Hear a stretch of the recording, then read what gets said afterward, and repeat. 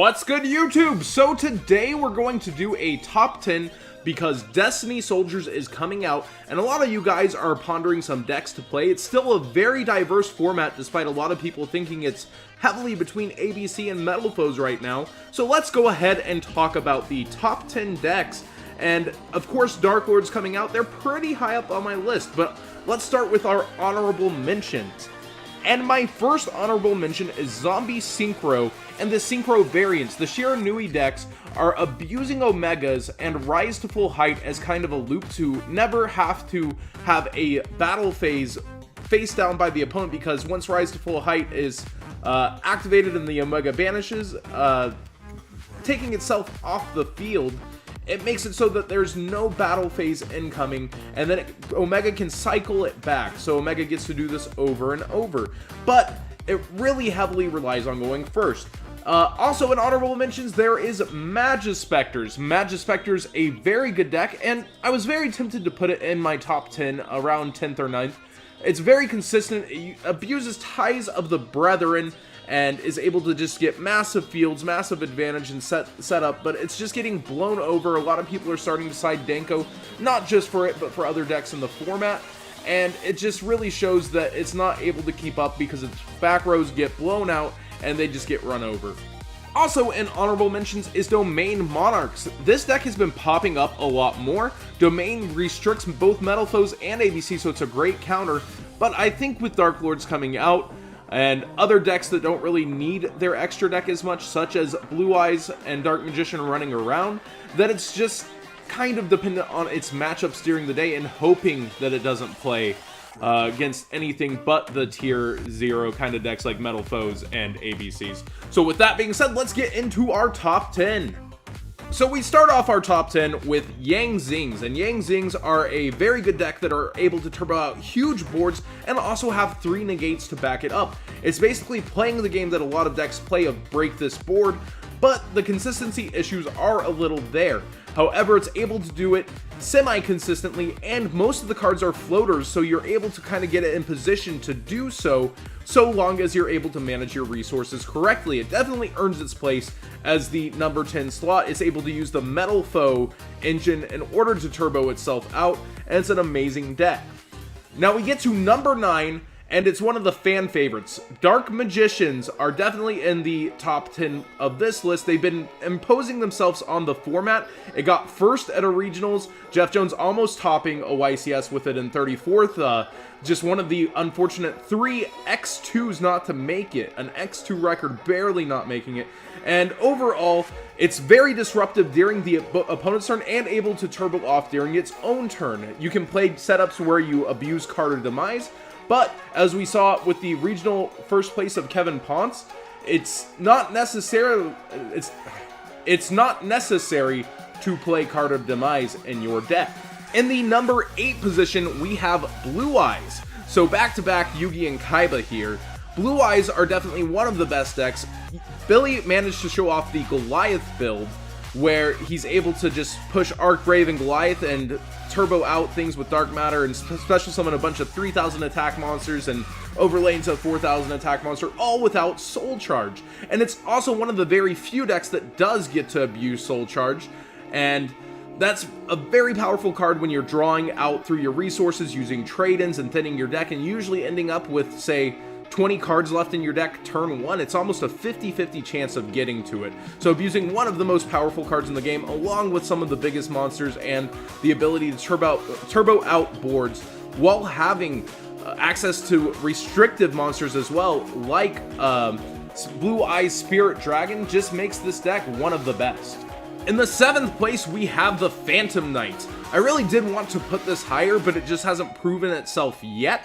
But the deck is able to abuse really cool cards like Requiem, and with the new rank up spell, it's able to kind of do a lot of things that it used to not. But the rank 3 engine on its own has been proving almost better already without the crutch of the BA engine. So I would definitely say that the Phantom Knights are proving themselves among the meta.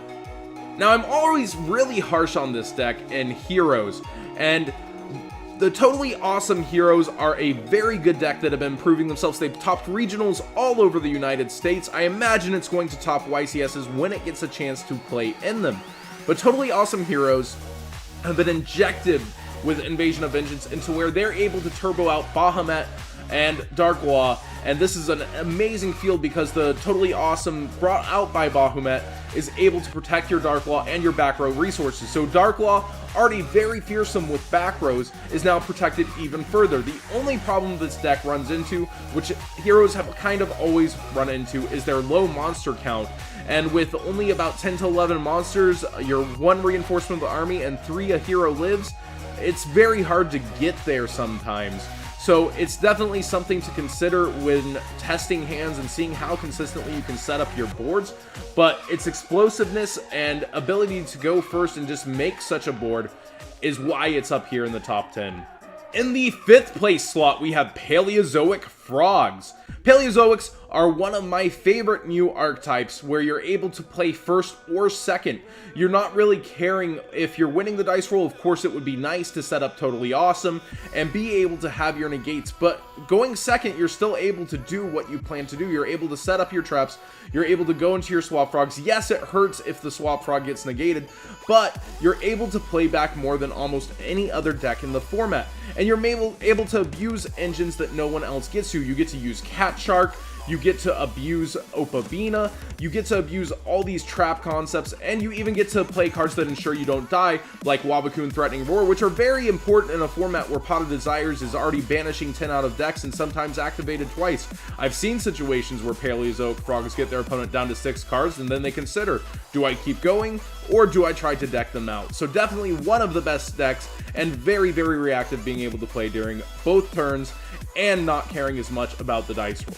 Now this may shock a lot of people, but I have ABCs in my 4th place slot.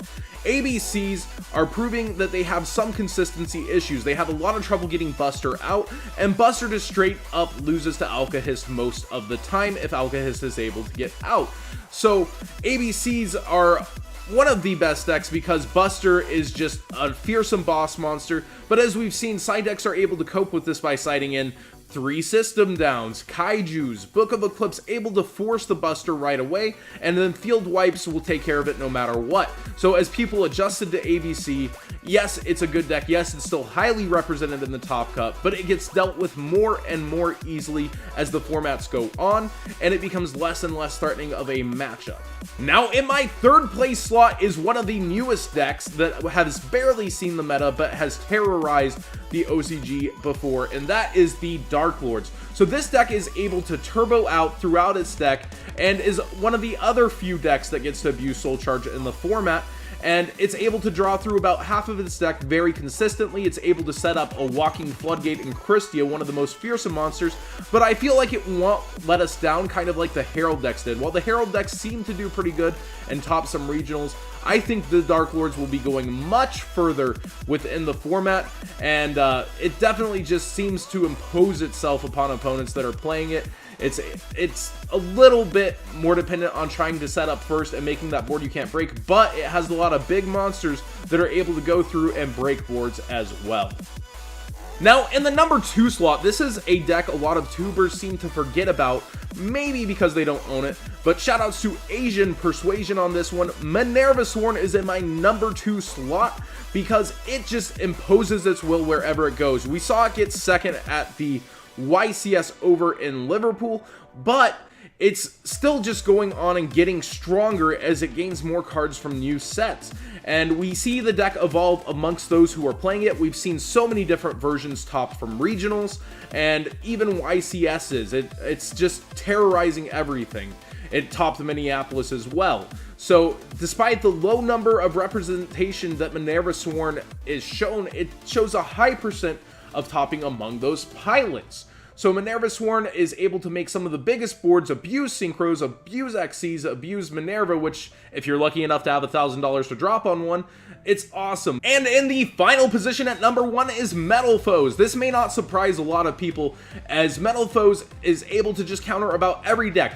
And no longer does it kind of have that feel of auto-losing to anti-spell, as most people are main decking or side decking copies of MST, as MST is able to hit your own combination and able to combo you off into other things. So you have main deck outs to your problems already, and then you have some of the most powerful monsters, and you're able to have one of the highest ceilings in the game with where you're headed in your combos.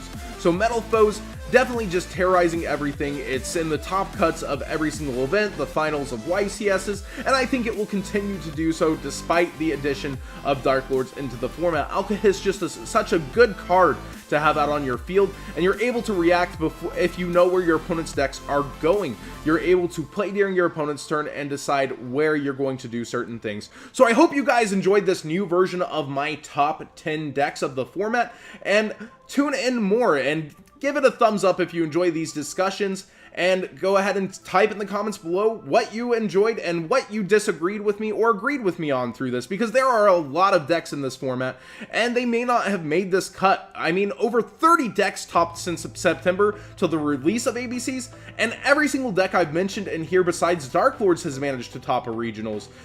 So let me know what you guys think is going on with the meta, and if you agree or disagree with a lot of these choices. Thanks for watching, guys.